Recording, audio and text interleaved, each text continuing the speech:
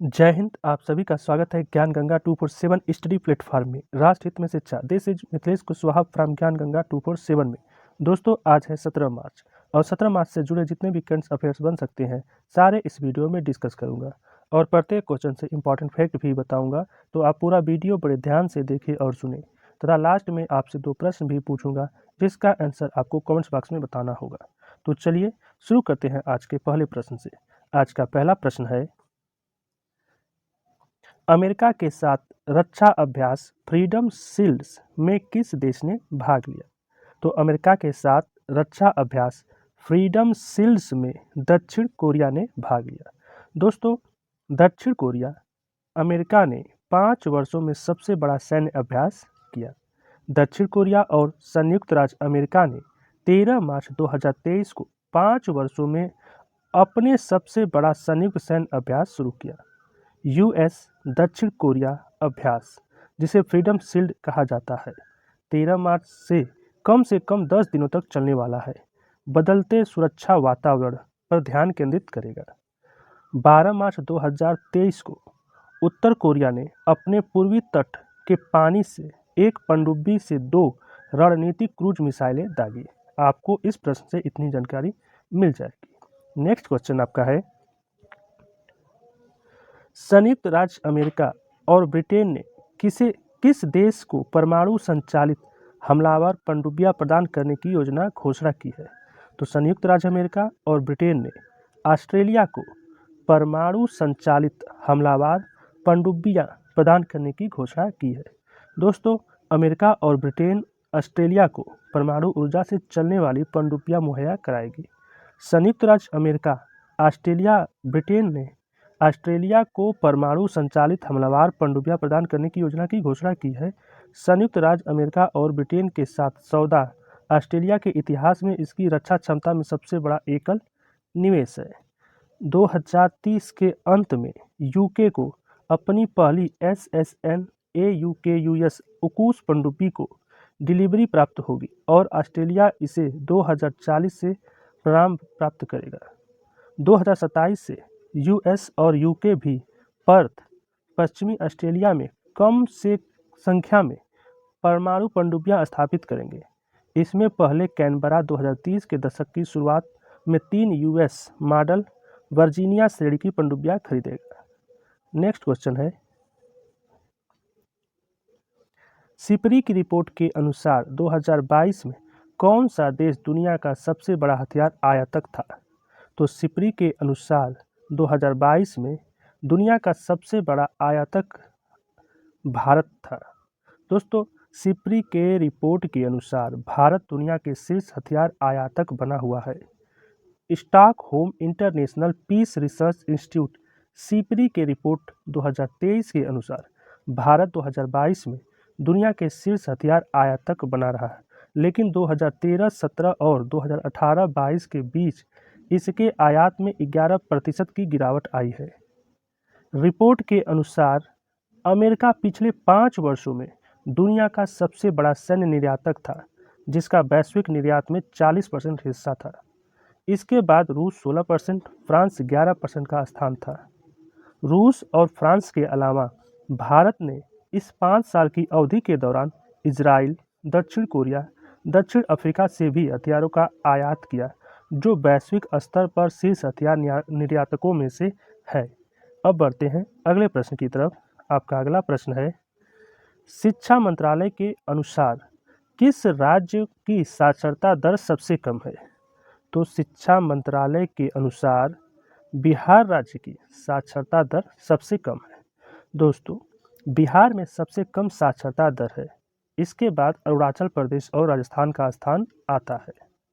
शिक्षा मंत्रालय के अनुसार बिहार 61.8% में सबसे कम साक्षर है। इसके बाद अरुणाचल प्रदेश 65.3% और राजस्थान 66.1% पर है।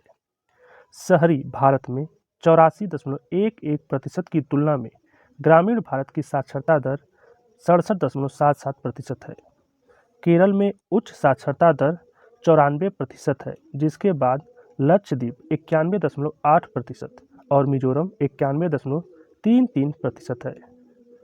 शहरी भारत में 84.1% की तुलना में ग्रामीण भारत की साक्षरता दर 67.77% है। समग्र शिक्षा योजना का उद्देश्य शिक्षा में सार्वभौमिक पहुंच और प्रतिधारण प्रदान करना है। लिंग और सामाजिक श्रेणी के राल को कम करते हुए पूर्व विद्यालय से वरिष्ठ माध्यमिक स्तर तक अधिकतम के स्तर को बढ़ाना है। अब अगला प्रश्न, सिलिकॉन वैली बैंक के बाद अमेरिका सरकार द्वारा किस बैंक को बंद कर दिया गया है? तो सिलिकॉन वैली बैंक के बाद अब सिग्नेचर बैंक को अमेरिका द्वारा बंद कर दिया गया है। दोस्तों, SVB बैंक के बाद सिग्नेचर बैंक बंद कर दिया गया।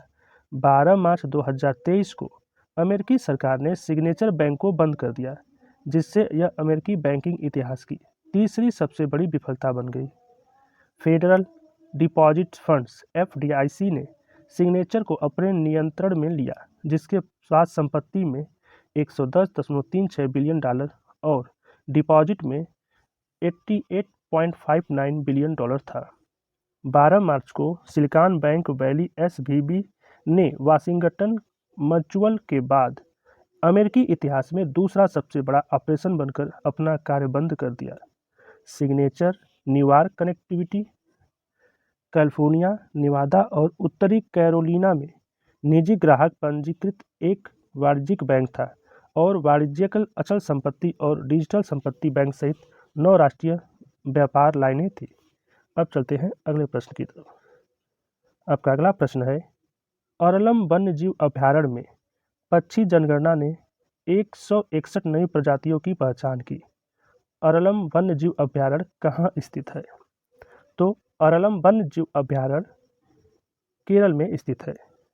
दोस्तों, मार्च 2023 में केरल में अरालम वन्यजीव अभयारण्य और अरलम वन्यजीव प्रभाग में कोट्टियूर वन्यजीव अभयारण्य में आयोजित वार्षिक पक्षी जनगणना के दौरान बर्ड्स वॉच द्वारा एक नई सहित 161 प्रजातियां की पहचान की गई थी।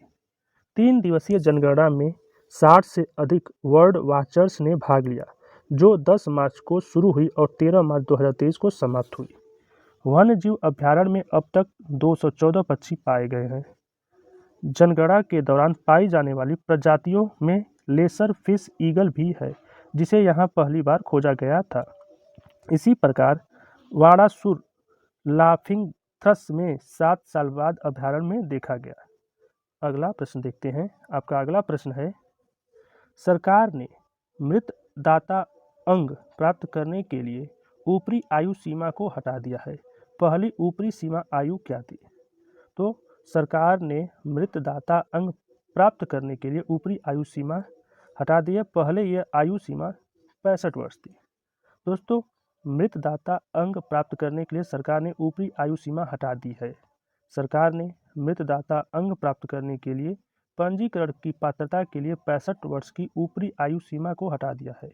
अब किसी भी आयु के व्यक्ति मृत दाता अंग प्राप्त करने के लिए पंजीकरण करा सकता है। सरकार ने मृतक दाताओं से अंग प्रत्यारोपण की आवश्यकता वाले रोगियों को पंजीकरण के लिए राज्य की अधिवास आवश्यकता को भी रद्द कर दिया है। सरकार अंगदाता और प्रत्यारोपण के लिए एक राष्ट्र एक नीति के उद्देश्य से काम कर रही है। अब अगला प्रश्न, SCO पर्यटन मंत्रियों की बैठक किस शहर में होगी? तो SCO पर्यटन मंत्रियों की बैठक वाराणसी में आयोजित की जा रही है। दोस्तों, भारत में 17-18 मार्च को काशी, वाराणसी में उत्तर प्रदेश में शंघाई सहयोग संगठन SCO पर्यटन मंत्रियों की बैठक की मेजबानी करेगा। पर्यटन मंत्रियों TMM की बैठक के दौरान SCO सदस्य देशों के बीच पर्यटन में सहयोग के विकास पर एक संयुक्त कार्य योजना अपनाई जाएगी। SCO सदस्य देश पर्यवेक्षकों और भागीदारों की कुल सांस्कृतिक विरासत में 207 यूनेस्को विश्व धरोहर स्थल शामिल है। क्षेत्र में इस अनूठे उत्पाद को प्रदर्शित करने के लिए SCO सदस्य देश ने एक चक्रीय पहल के तहत हर साल एक शहर को पर्यटन और सांस्कृतिक राजधानी के रूप में नामित करने का फैसला किया है। वाराणसी को SCO की पहली सांस्कृतिक राजधानी के रूप में नामित किया गया है। नेक्स्ट क्वेश्चन, किस राज्य सरकार ने राज्य के कार्यकर्ताओं के लिए आरक्षण को मंजूरी दी है? तो अभी उत्तराखंड के राज्य सरकार ने कार्यकर्ताओं के लिए आरक्षण की मंजूरी दी है। तो उत्तराखंड सरकार ने राज्य के कार्यकर्ताओं के लिए 10% आरक्षण को मंजूरी दी है। उत्तराखंड सरकार ने राज्य के कार्यकर्ताओं को सरकारी नौकरी में 10% क्षैतिज आरक्षण की मंजूरी दी है। मंत्रिपरिषद ने नई सौर नीति तथा विधायक स्थानीय क्षेत्र विकास निधि को 3.75 करोड़ से बढ़ाकर 5 करोड़ प्रतिवर्ष करने का प्रस्ताव को भी स्वीकार प्रदान किया है। सरकार ने महिला मंगल दल को दी जाने वाली वित्तीय सहायता को भी 25 लाख रुपए से बढ़ाकर 40 लाख रुपए कर दिए हैं। अन्य निर्णय मंदिरों के सौंदर्यीकरण के लिए दिए जाने वाले अनुदान को 25 लाख रुपए से बढ़ाकर 50 लाख रुपए कर दिए गए हैं। नेक्स्ट क्वेश्चन है, नए artificial intelligence chat box GPT-4 को किसने लॉन्च किया है?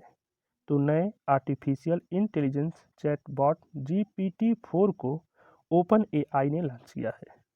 अमेरिका की artificial intelligence research firm open AI ने चैट GPT की सफलता के बाद एक नए आर्टिफिशियल इंटेलिजेंस चैटबॉट GPT-4 को लॉन्च किया है। इसे चैट GPT के सक्सेसर के रूप में देखा जा रहा है। चैटबॉट फर्म ओपन AI का कहना है कि GPT-4 अधिक रचनात्मक और विश्वसनीय है, साथ ही यह पिछले मॉडल GPT-3 की तुलना में बहुत अधिक एडवांस है।